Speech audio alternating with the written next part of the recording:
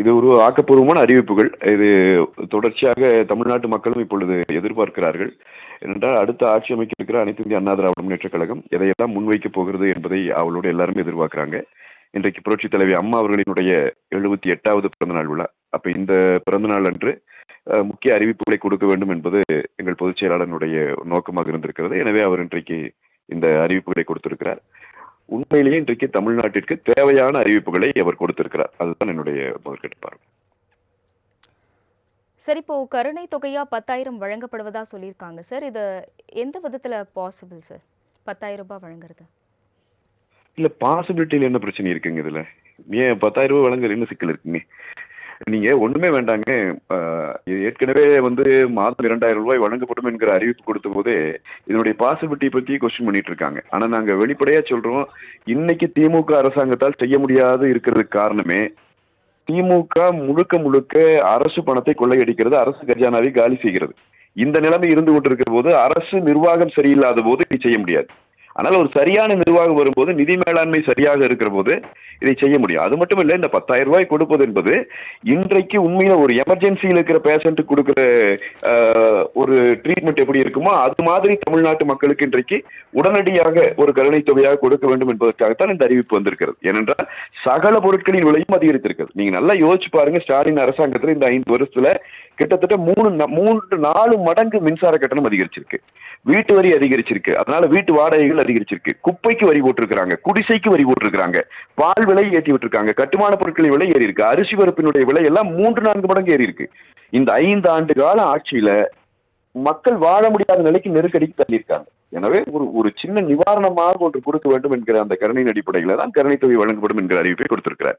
இதுல பாசிபிலிட்டி பத்தியான கேள்வி இல்லைங்க. ஒரு அரசாங்கம் இதை செய்ய முடியாம போகவே போகாது, ரொம்ப சாதாரணமா செய்ய முடியும்.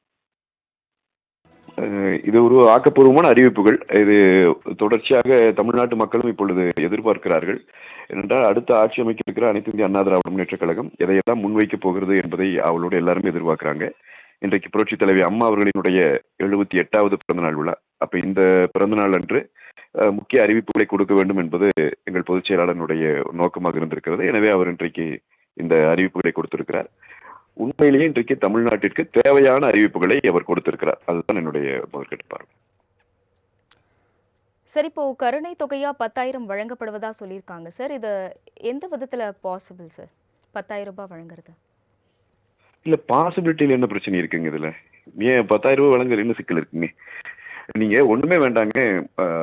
ஏற்கனவே மாதம் 2,000 ரூபாய் வழங்கப்படும் என்கிற அறிவிப்பு கொடுத்த போதே இதனுடைய பாசிபிலிட்டி பத்தி கொஸ்டின் பண்ணிட்டு இருக்காங்க. ஆனா நாங்க வெளிப்படையா சொல்றோம், இன்னைக்கு திமுக அரசாங்கத்தால் செய்ய முடியாது இருக்கிறதுக்கு காரணமே திமுக முழுக்க முழுக்க அரசு பணத்தை கொள்ளையடிக்கிறது, அரசு கஜானாவை காலி செய்கிறது. இந்த நிலைமை இருந்து கொண்டிருக்கிற போது அரசு நிர்வாகம் சரியில்லாத போது இதை செய்ய முடியாது. ஆனால் ஒரு சரியான நிர்வாகம் வரும்போது, நிதி மேலாண்மை சரியாக இருக்கிற போது இதை செய்ய முடியும். அது மட்டும் இல்லை, இந்த 10,000 ரூபாய் கொடுப்பது என்பது இன்றைக்கு உண்மையில ஒரு எமர்ஜென்சியில் இருக்கிற பேஷண்ட்டுக்கு கொடுக்கிற ஒரு ட்ரீட்மெண்ட் எப்படி இருக்குமோ அது மாதிரி தமிழ்நாட்டு மக்களுக்கு இன்றைக்கு உடனடியாக ஒரு கருணை தொகையாக கொடுக்க வேண்டும் என்பதற்காகத்தான் இந்த அறிவிப்பு வந்திருக்கிறது. ஏனென்றால் சகல பொருட்களின் விலையும் அதிகரித்திருக்கிறது. நீங்க நல்லா யோசிச்சு பாருங்க, ஸ்டாலின் அரசாங்கத்தில் இந்த 5 வருஷத்துல கிட்டத்தட்ட 3-4 மடங்கு மின்சார கட்டணம் அதிகரிச்சிருக்கு, வீட்டு வரி அதிகரிச்சிருக்கு, அதனால வீட்டு வாடகைகள் அதிகரிச்சிருக்கு, குப்பைக்கு வரி போட்டிருக்கிறாங்க, குடிசைக்கு வரி போட்டிருக்கிறாங்க, பால் விலை ஏற்றி விட்டுருக்காங்க, கட்டுமான பொருட்களின் விலை ஏறி இருக்கு, அரிசி பருப்பினுடைய விலை எல்லாம் 3-4 மடங்கு ஏறி இருக்கு. இந்த 5 ஆண்டு கால ஆட்சியில மக்கள் வாழ முடியாத நிலைக்கு நெருக்கடிக்கு தள்ளியிருக்காங்க. எனவே ஒரு சின்ன நிவாரணமாக ஒன்று கொடுக்க வேண்டும் என்கிற அந்த கருணையின் அடிப்படையில தான் கருணை தொகை வழங்கப்படும் என்கிற அறிவிப்பை கொடுத்திருக்கிறார். இதுல பாசிபிலிட்டி பத்தியான கேள்வி இல்லைங்க. ஒரு அரசாங்கம் இதை செய்ய முடியாம போகவே போகாது, ரொம்ப சாதாரணமா செய்ய முடியும்.